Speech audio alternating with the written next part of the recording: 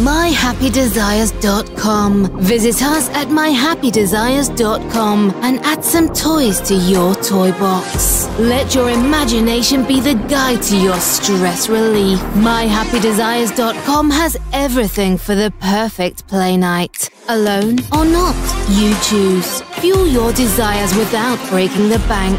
myhappydesires.com.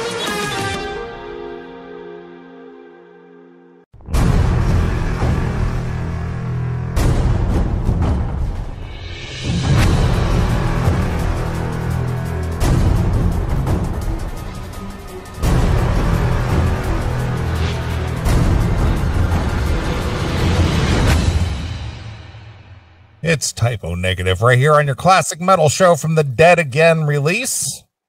And that is Hail and Farewell to Britain.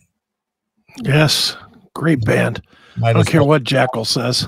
Might as well be Iron Maiden. And that one goes out to Dustin in the chat room. He said he'd love to hear Hail and Farewell to Britain by Typo and sending his condolences, all that. So Dustin from Michigan, appreciate it there.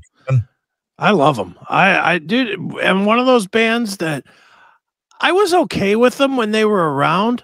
And I saw them a few times and they were good. But man, I really have gotten into them since Peter Steele passed away. Typo is like one of those bands that I listen to probably once a week now. You know, I'm constantly listening to an October Rust, which I know that's like the big one for them, but man, what a fucking great record that is. And well, that's kind of funny you brought that up because that's kind of when I started really getting into them. I mean, Bloody Kisses was, you know, the whole Christian woman and, you know, you know, all the dark shit, you know, but that October Rust, I agree, is great record. So good. And that Love You to Death and stuff. That's dark too, but it's just good. Yeah, it is. Do me dark content. Yeah. There was actually, since you played Typo, I'll bring this up real quick. Johnny Kelly, who's now the drummer of Quiet Riot, but was the drummer of Typo Negative, which, boy, that's a weird, you know, don't think of those two in the same breath most times. But he said he was asked if they would ever try to do some sort of a Typo reunion. And first of all, I don't think there's any way to do that. There's no way you replace Peter Steele. There's just no way. But he actually said, nah, not going to happen. He did make a solid point, though. He's like, you know, he said, I think that Peter's work deserves some kind of celebration. And how that can happen, I really have no idea. But we've never seriously considered doing any kind of reunion or putting something out there as Typo Negative without Peter. Peter, his musicianship, his character, without him there, it can't be called Typo Negative. Right, of course. And bravo to that. Well, you say, of course, but you know damn well half these fucking bands out there these days would be like, well, somebody owns the name. Let's put it out there. Right. We could do it without him. Just get the guy from Volbeat to sing it, you know, and they would do that. They do rockabilly Typo. You know, I do. Yeah, I mean, you know, now that you mention the guy from Volbeat, yeah, he would be a good. He could do it as far as sound is concerned. I mean, obviously he doesn't look anything like Peter Steele, but to sing the songs, in a way, in sort of a tribute thing. I could see that. I could see it. Do you know who else I could see doing it? Even though I'm going to say the name and you're initially not going to think so, but then when I explain why, it might make sense. Whitfield Crane could do it because when people forget Whit joined Life of Agony for a tour. Yeah, I remember. And I saw that tour, and I mean, Keith Caputo back when he was Keith. You know, he had sort of that Typo voice, you know, that if you do what I do, I do it. It was like somewhere between Typo and Creed. You know, he was in there somewhere. And Whit was spot on when I saw him. They opened for Anthrax, and he was spot on with that voice. So I could see somebody doing it, but I am definitely glad to see that the actual members of the band are like, nah, not going to do that. Because that would, I don't know. That's one of those bands that the personality, it's kind of like Pantera in a way, you know, without Dimebag, you know, the personality is bigger than the music that was created. Mm-hmm. So, and you know, and that being said, I will be at the Pantera show. So, so I'm talking out both sides of my mouth. Sorry, but is that actually going to happen? Oh, it's happening. They're playing Sweden Rock. They're booked for a bunch of shows. They're playing next month, like in 2 or 3 weeks. They're playing somewhere in like Brazil or somewhere.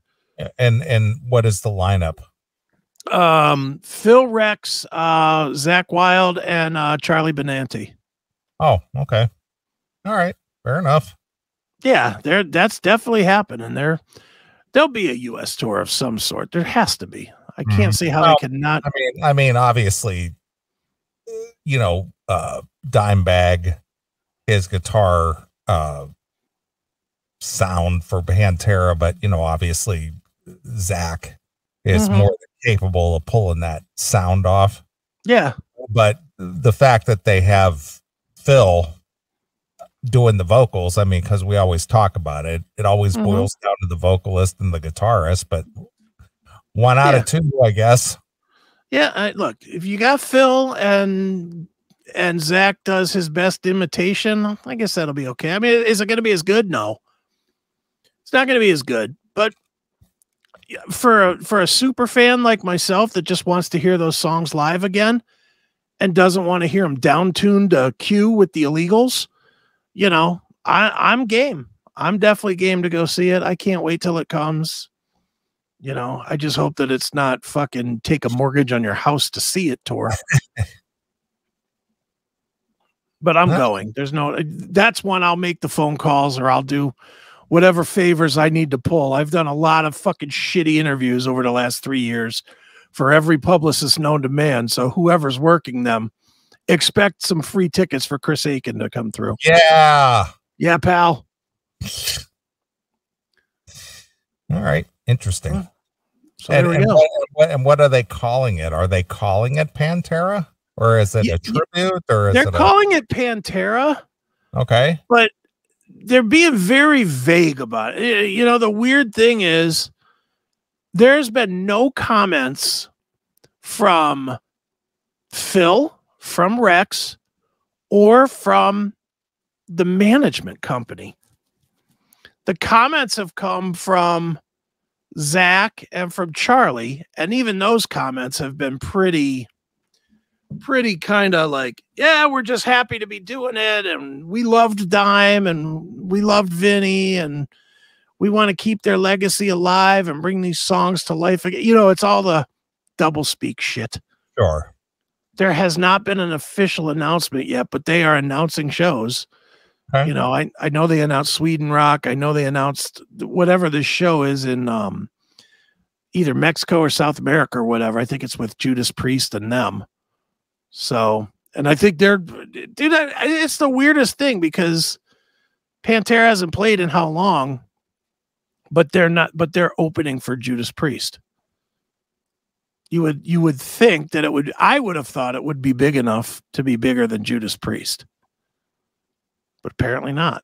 So, yeah, it's interesting because now the question goes, because of the business end of it, is, well, who benefits from this? Who did Pantera have a corporation to where it was split evenly 4 ways, and Phil and Rex still have a partnership, or was it owned by the Abbott brothers, or does the Abbott estates get a proceed, or you know, how does Zach get paid? How does Charlie get paid? Yeah.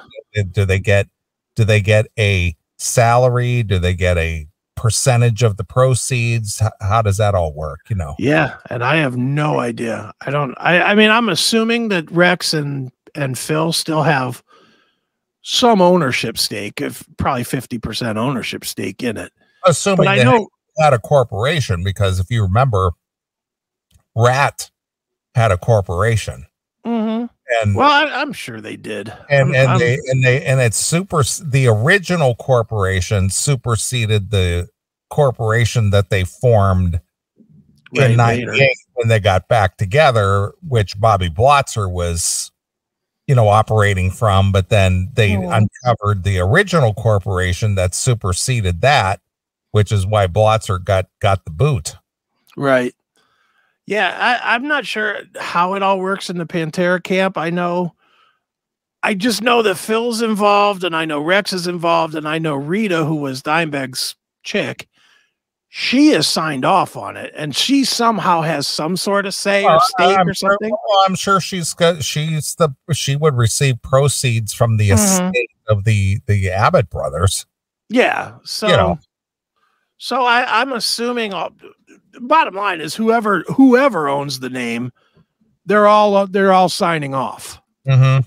So it's happening. Mm-hmm. It's definitely happening. So there's a few shekels to be earned there.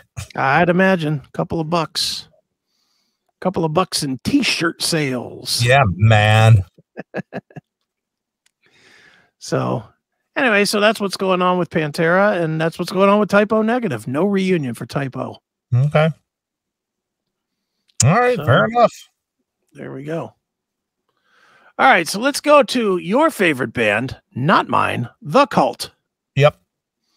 So I asked you to give this album a listen. The new album, it is called Under the Midnight Sun. Under the Midnight Sun. It's a short album. It's only 35 minutes long. Okay. And it's only 8 songs, 35 minutes long.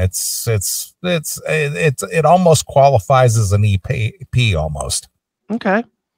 So why don't, before I bring up what I want to bring up, give me a 2 to 5 minute review of this album and where you think it kind of ranks with the Cult's catalog. Because, I don't like them. So for me, I listened to it and it sounded like everything else to me. It sounds like the Cult, which is like, not my thing. All right. Well, I listened to it twice today. Okay. Pretty short. It's a very chill record. It's not an aggressive record. It's not like Firewoman or The American Horse or, anything like that. Okay. But the last couple records that they did, they kind of did the electronic thing where they had, the electronic keyboards and stuff, and they didn't do that with this. This is a lot of straight ahead, just guitar, drums, and vocal. There's no the punky electronic sound that they've done in a couple of the records, like the self-titled that they did back in 94, I think it was, and so on and so forth. I wasn't a big fan of the last couple of records. They were okay, but it just didn't really do anything for me. Okay. And this one, actually, I like this one. I mean, it's not aggressive. It's not fast paced. It doesn't have any really hard rocking songs at all. Okay. But I like the fact that it's guitar and vocal mostly. Okay. And Ian Astbury sounds like Ian Astbury. I mean, he sounds, you recognize his voice right away is what I'm trying to say. And it sounds like the Cult. And compared to their last few releases, I actually enjoyed this record. All right. So if you were putting it on a list, top best ever, top 3. No, it's not even in there. It's okay. It certainly doesn't rank up there with Sonic Temple or Electric or Ceremony. Right. You know, it's a good record, but it isn't their best. It sounds like The Cult, but it's not a fast-paced record at all. You know, there's no burners in that at all. But I did recognize what they did, though, is that I did hear a little bit of influences and a few throwbacks to Sonic Temple Ceremony. I heard influences from both of those records. Okay. And I was kind of, you know, I could hear it, you know, in there. All right. So, you know, I would say it's, let's see, how many records does they have 10? This is number 11. You want me to go through them? You want me to go through them real quick, and you can tell me if it's better or worse? I'm gonna say that. See, I'm looking at the ones that were released here over the last 10 years. A Weapon of Choice and Hidden City. They had Hidden City. They had Choice of Weapon, not Weapon of Choice. Yeah. Choice of Weapon, Born Into This. Yeah. I would say it's better than those three. Okay. So I would put it at probably 6. 6 out of 11. 6 out of 11. Okay, fair enough. Now, let me tell you why I bring this up. Mm-hmm. So Ian Astbury did an interview where he couldn't suck his own dick enough about this record. Okay. In a new interview with Rock Antenna, which is I guess a magazine or a website out of Germany. Okay. The Cult frontman Ian Astbury was full of praise for the band's latest album, Under the Midnight Sun, calling it essential. So he says it's an essential record. Okay. He clarified, if you're a fan of rock music, so not just the Cult, but any rock music, our new record's essential. I don't think there's any recent releases of rock music that come close to Under the Midnight Sun. And I say that, and to say that, it may sound like an arrogant statement, but I'm tired of this bullshit. Stop it. Stop phoning it in. Stop exploiting your fans. Stop patronizing your fans, and stop calling them fans. They're your benefactors. Our audience are our benefactors. Okay. Well, so, I think the performance on this new one is good. I think that sonically and musically, it is a good record. It's a solid record. Would I put it up there as, you know, one of the most essential records today? No, not at all. But for that style of music and where the Cult is concerned, you know, as a fan, I do like it over the last few releases. I will admit that. Would you say, I'm going to try, and I don't know where the contemporaries would be to try from, but let's try and mix and match, because I think he's off base by going this far. I think this statement is just him being an egotistical dick. Well, I think this goes back to what we always talk about when an artist releases a new record, the best thing we've ever done. Yeah, but come on. He has to know. Look, I'm not a Cult fan. I know you're not. And I know this is not as good as Sonic Temple. No. But not even close. Not even in the same league. I agree. As Sonic Temple or Ceremony. Yeah. Which are the two that I actually owned at one point. Sure. You know, and I'm not a fan, but I know it ain't as good as that. Nope. I think what he's trying to say here, and I don't agree with this either, but maybe you do. I think he's trying to say the bands that he came up with are just shitting out records to take money from their fans. Well, perhaps that might be there might be something to that. I look at this as a little bit of a throwback record because it doesn't incorporate any of the keyboard electronica music that they've sure done in the past. This was all guitar and vocal. It was just a straight ahead rock record is what it is. So would you say that their contemporaries that they came up with would be like the hair bands, or no? Or well, they were out before the hair bands, but they adopted when Sonic Temple came out, they were in league with what was popular at that time. Okay, which was the hair bands, right? Yeah, I guess that's what you would call it, but it was just hard melodic rock. Okay. So I'll pick an easy one. LA Guns are still putting out records today. Yes. They've put out 3 straight records that I think we both agree are pretty damn good. Well, they're LA Guns. They sound like LA Guns. Would you say that this is more essential, this Under the Midnight Sun, than say Checkered Past or The Devil We Know from LA Guns? Or Missing Piece. Or Rust, or whatever that piece one Missing is. Piece. Yeah, Missing Piece. Is it more essential? No. Then is this Under the Midnight Sun more essential than those? No, I would say that it's on par with them. Okay. I'm trying to think who else is in their category that's still around. Well, that's the question.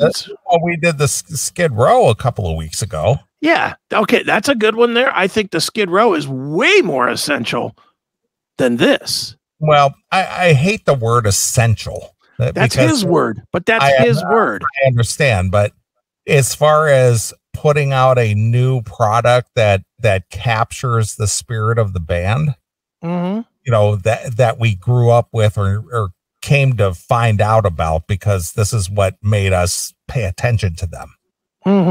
The Skid Row record, the new Skid Row record, as far as what made us as fans pay attention to Skid Row, I think the new Skid Row is more in league with the first 2 records than this is with Ceremony or Sonic Temple. This has elements of Sonic Temple and Ceremony, but it's not as powerful as either one of those records. It's good. Right. I enjoyed it, but it's very short. Right.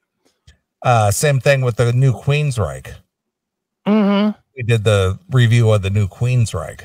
Yeah, the Digital Noise Alliance. And I was surprised at how good that was. I wasn't expecting it to be that good, but it was pretty good. Yeah. Yeah, no, I agree. I just am like, again, maybe it's just me, and it probably is because I just don't like this guy. But he comes off so arrogant in this, like he's so superior to those bands that he came up with. Well, that's the whole thing. This is why the Cult has had a problem with excelling because of Ian Astbury's self importance. They could have gone way bigger, but I think it was Matt Sorum. I think Matt Sorum actually did an interview where he talked about, because he was in the Cult during the Sonic Temple release prior to joining Guns N' Roses, and the Cult opened for Guns N' Roses. Right. So they had an upward trajectory at that point. But at least from what he said in some of his interviews, the reason they did not excel beyond the Sonic Temple Ceremony years is because Ian was so full of himself that he kind of tanked the whole thing. And because of arrogance. Yeah. And I remember 90, I believe it was 94 when the Cult came out with their self-titled release. It had this goat head on the cover. And they were quote unquote going back to their roots, which was sort of like a electronica sound. I hated the record. Okay. But I wanted to see the Cult, and I remember that I went to I'm trying to remember, I think it was Coconuts. Okay. The Cult announced a a tour.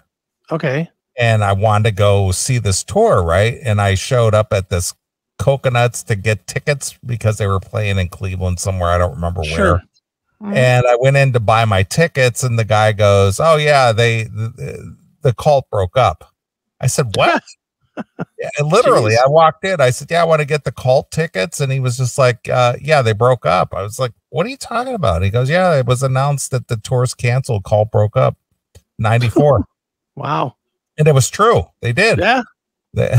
I was just like, holy shit, because I was really into them at that point.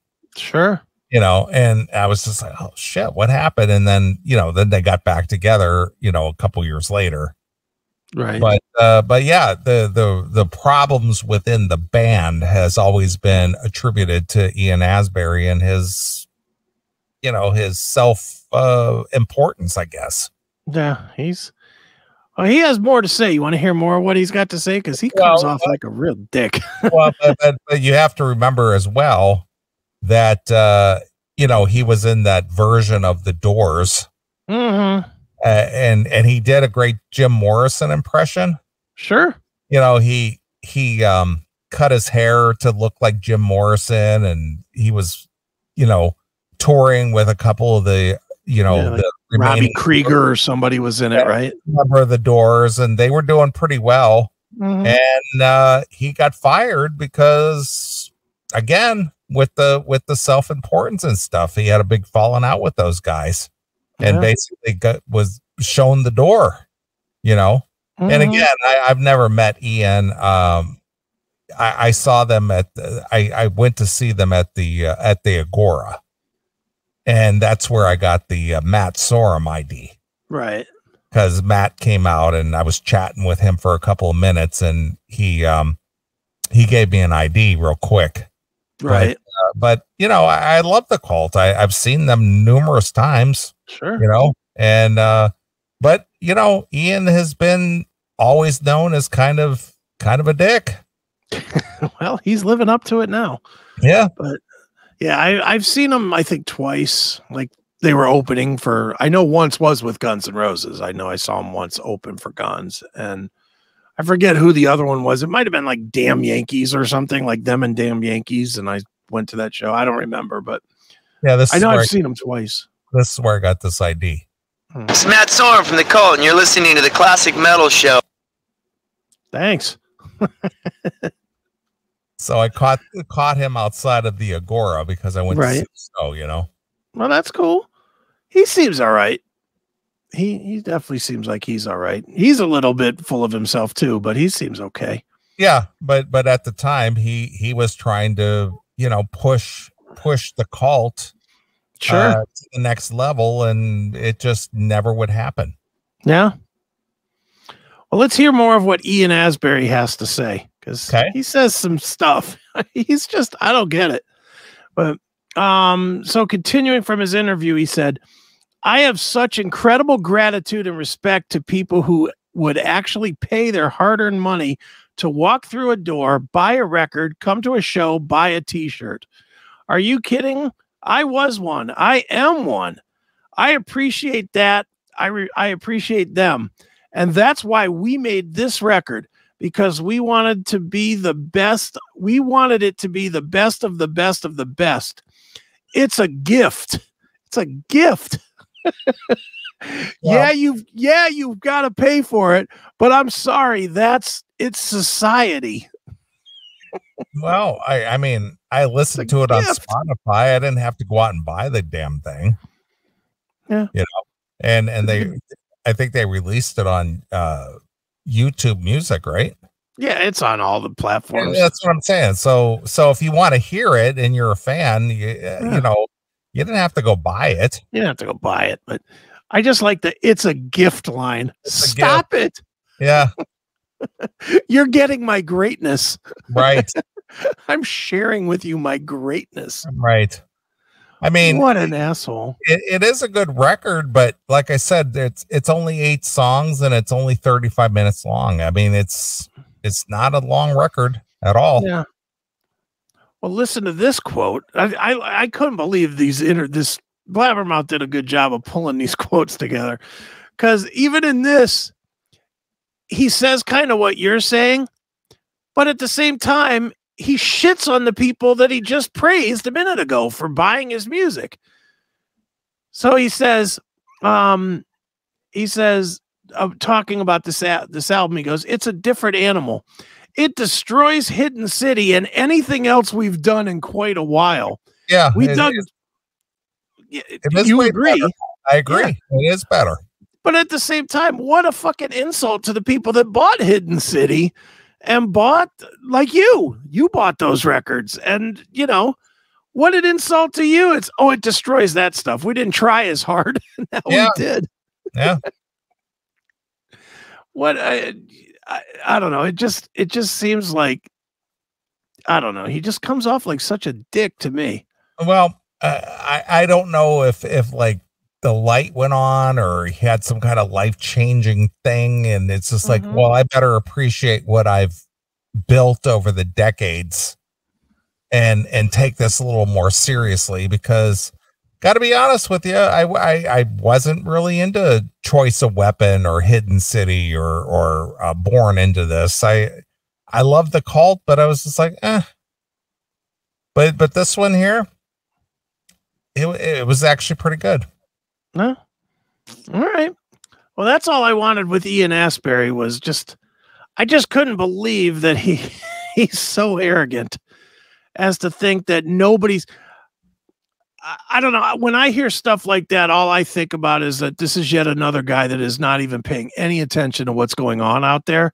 Mm-hmm. He hears one or two bad records by people he came up with. He probably could not name anything like Dirty Honey or something like that. Sure. Which I think is far more essential than Under the Midnight Sun from the Cult. You know, in today's world. Right. I think if you look at what's more essential to which way rock is going, I think Dirty Honey would be one of those bands that's way more essential. I would agree. I think probably Greta Van Fleet, way more essential. Maybe. Probably at least on par. You know, I mean, it's a dumb statement. And that's why I wanted to bring this to see if maybe it was great. And I just didn't get it because I just listened to it. I was like, all right, it's the Cult. Right. Well, let me do a little comparison here. All right. So their last, really good record was Ceremony from 1991. Okay. Let me play a little bit of, 31 years ago. Yeah, exactly. All right. So let me play a little bit of one of the hits from this, okay. Which is Wild Hearted Son, which had an MTV video when MTV still had videos. Okay. Here's a little bit of this.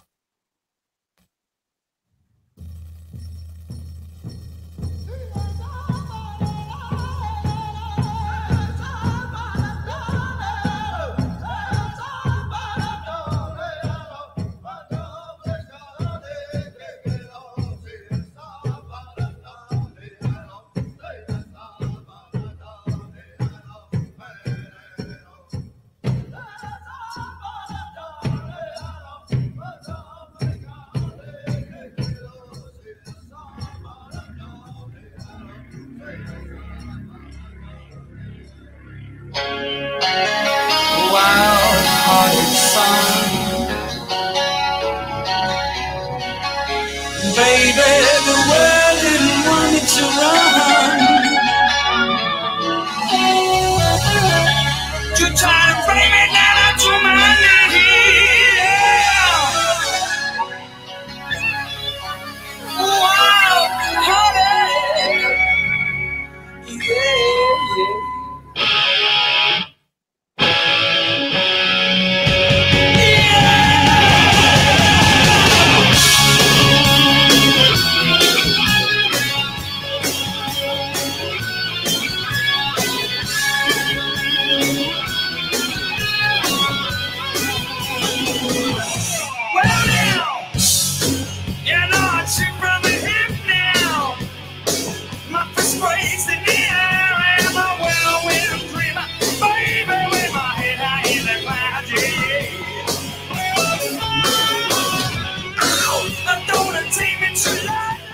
All right, just kind of straight ahead rock, right? Yeah, just regular old music.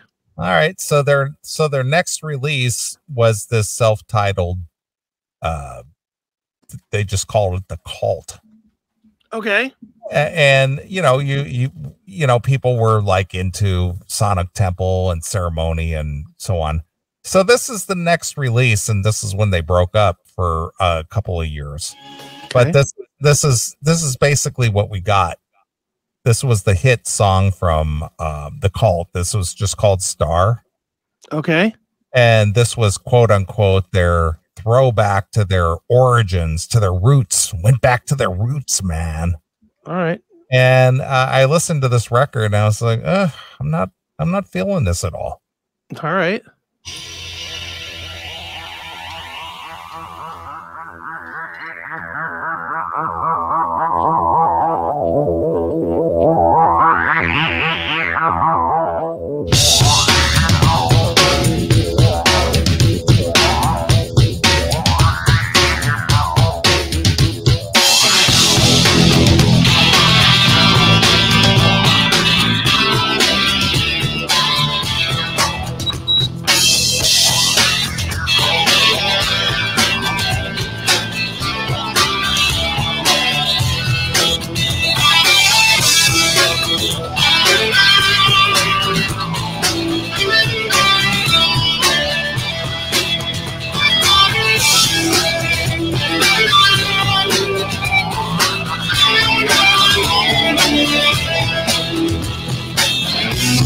I believe in freedom. Freedom is a vision of found religion.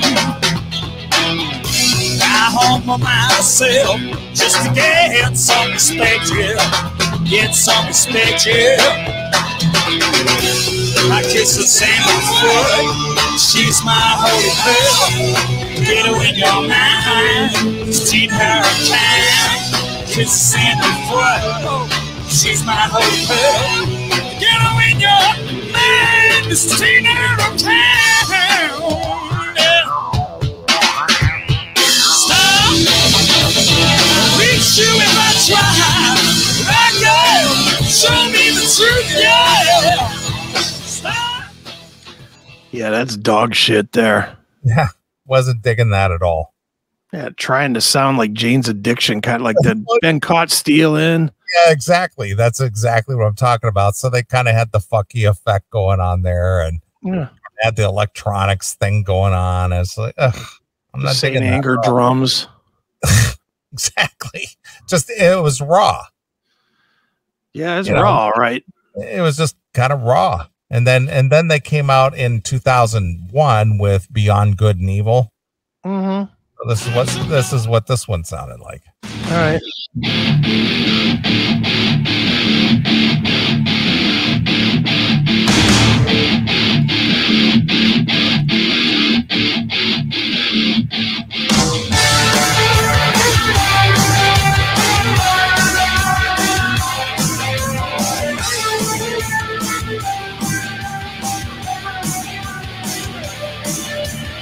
You are the sun, I am the flame. You are the blood, I am the same. We are the love that rises again. They are the snake that bites on your vein. You are not chained to the You are the tear, I have no fear. You are so strange, I feel the same. So swerve night, we ride again. You are not chained to the wheel. To the wheel. It's the way to feel. It's the truth in your eyes. And what I didn't like about this record is that the vocals were just like buried. Well, that would be the part I do like, that I don't have to hear as much Ian Astbury, but it was just like buried. It was like, well, boy, that mix was off. Yeah, I don't know. None of this like that song that you just played there reminds me of like Firewoman, just faster, but the same kind of guitar sound. And yeah, I think in as far as like releases are concerned, I liked Beyond Good and Evil better than I did that self-titled from '94, but I wasn't happy with the mix at all. Right. Because it was just very buried. Yeah. Again, you gotta do most of the talking on this one, because I really don't know much about the Cult. They are a band I just don't like and I don't listen to. All right. Then they came out in 2012 with Choice of Weapon. Okay. And this one didn't really strike me all that good either.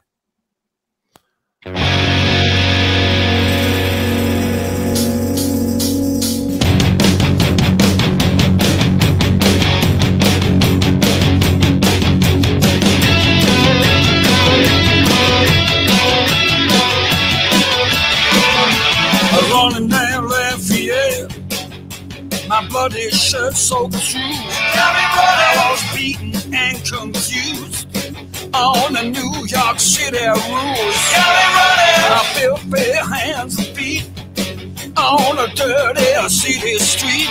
And the banshee, no one cared, with the heart of a beaten dog. My wild Indian heart was pounding. I was running so fast. My wild Indian heart was pounding. I was running so fast. We got the drugs.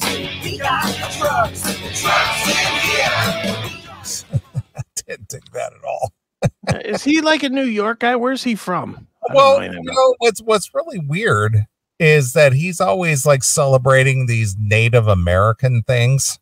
Yeah. But the thing is that the Cult, the band, I don't know if it's Ian specifically, but he mentions New York City numerous times in various songs over the career, and it's just like I'm not really sure what the connection is there. Yeah.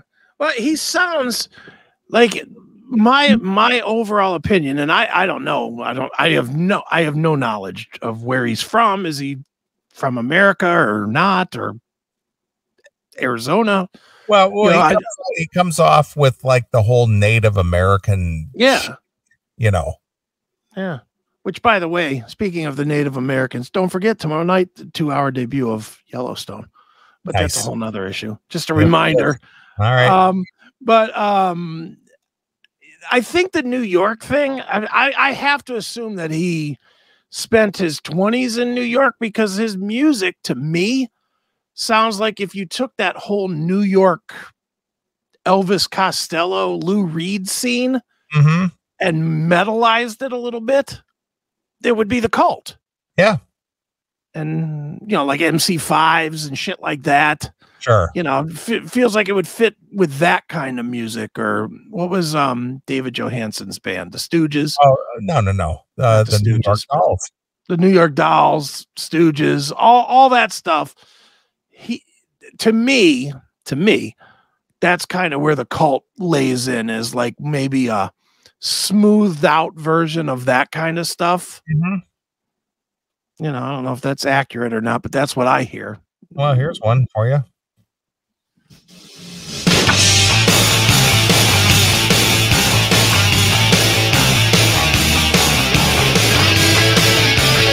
Basically the same beat. Yeah. I saw a rainbow stretched across the ocean, crash the Big Apple. So I took a bite, ran the pistol light, but she beat me back. I jumped across the ocean and a Big Apple, so I took a bite. She teased me with a taste, laid my soul to waste, stabbed me in the back. Hell's Kitchen is a DMC, I never coming back, no. Hell's Kitchen is a DMC, I ain't never coming back, child.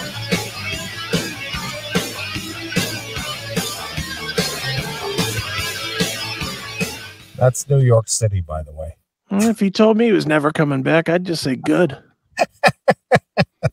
Wow, you have as much disdain for Ian Astbury as you do for Tracy Guns.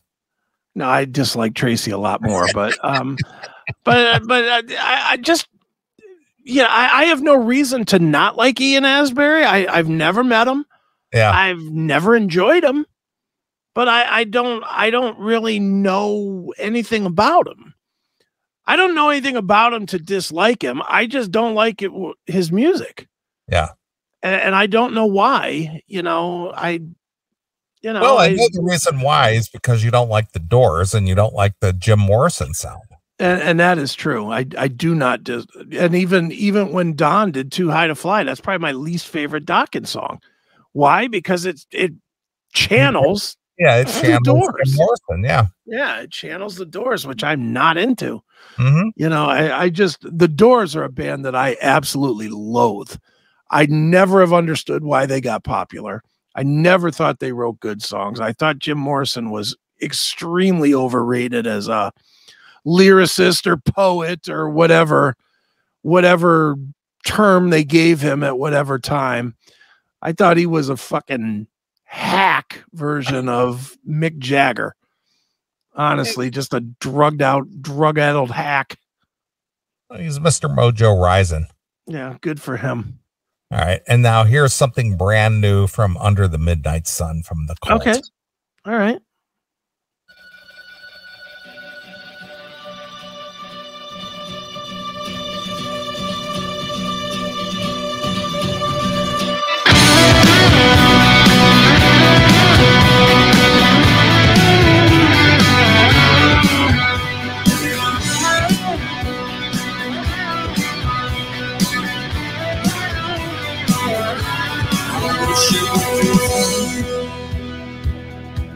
It all ends the same.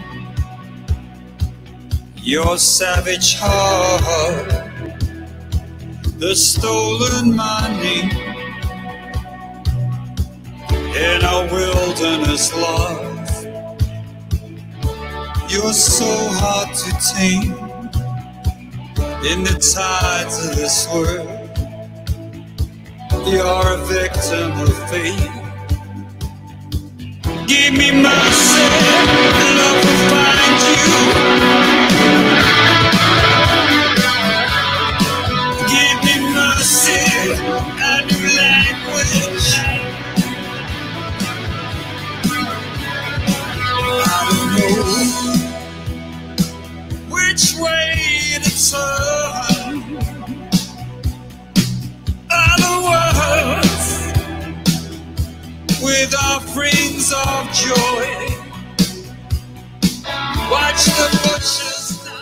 So it's just kind of straight ahead rock, nothing, over the top. It's just, it's the Cult. Just dancing around a campfire, praying for rain, and then you fuck a squaw on a teepee music. Exactly. Terrible. Yeah, he likes that Native American vibe, I guess. See, I liked the beginning of that song right up till he started singing, and then it just dropped out all the music, and it's just him droning on. It's like, oof, no, not my thing. Mm-hmm.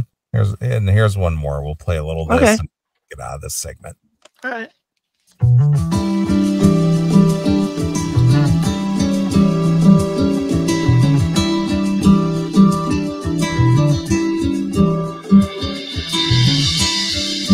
Boy fell out the sky,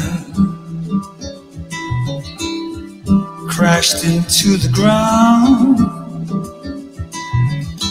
The witness gathered round to see my bloody crown. And that summer roll back to mother. In that summer, roll back to the mother.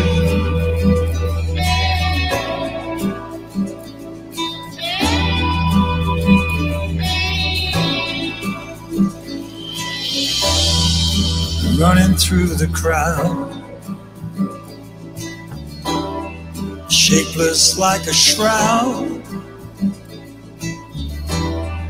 Witness gathered round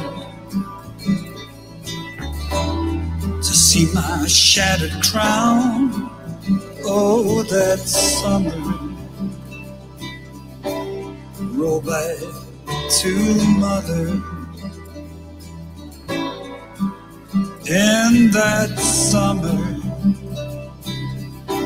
roll back to the mother. So it's, you know, it's kind of a mellower record.